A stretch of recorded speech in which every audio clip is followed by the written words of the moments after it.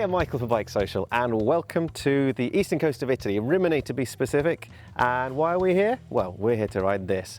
It's Ducati's 2018 Monster 821. 25 years after the first Monster was introduced back in 1992, Ducati have sold over 320,000 of them since. And this one is the L-Twin Testa Stretta 821cc. Makes 107 brake horsepower for this year and comes with a little bit of a few differences for this year. Namely, we've got the fairing on the rear, which is different. The exhaust muffler is different. We've got a different headlight at the front, the tank as well. Mainly aesthetic. The TFT display is new also.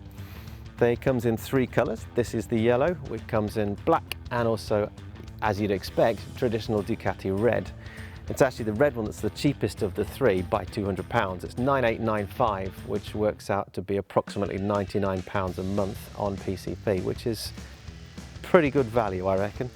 The trouble is the Monster's up against some really stiff competition in this particular sort of mid-range sporty naked class, especially with the likes of the Yamaha's MT-09, Triumph's Street Triple range, and maybe even Kawasaki Z900 too. All very capable motorcycles, all battling for the same kind of audience, and all the same if not cheaper in terms of price. Now the Ducati's got some really good components, specifically the tyres, Pirelli Diablo Rosso 3, and it's got big Brembo calipers on the twin discs at the front, 320mm, and they are really, really good.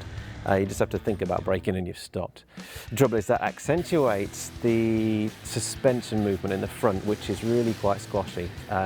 But if you're not going to be pushing on into the corners, and if you're not going to be riding across some crazy roads too, then it's not really anything to worry about.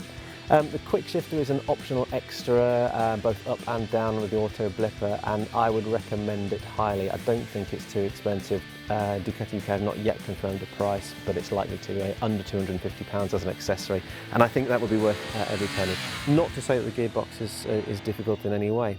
Look, the riding position's really quite comfortable. The seat's been really kind to us today. There's quite a lot of ground clearance, so you're never going to scrape the pegs. Three riding modes. You've got Urban, Touring and Sport. Urban cuts the power down to about 75 brake horsepower, and essentially it's a sort of a wet mode. It's nice and careful and steady. Touring gives you the full 107 brake horsepower, but it's Sport that gives you the same amount of power as in full power, but it gives you that better throttle reaction as well. Okay, so typical Monster, it's really easy to ride, it's user-friendly, especially the engine, it's nice and tractable. The brakes are really good, the suspension, Sachs monoshock and Kayaba on the front. Could do with a little bit of improvement, but overall it's a really handy package. I will have my full review at bikesocial.co.uk.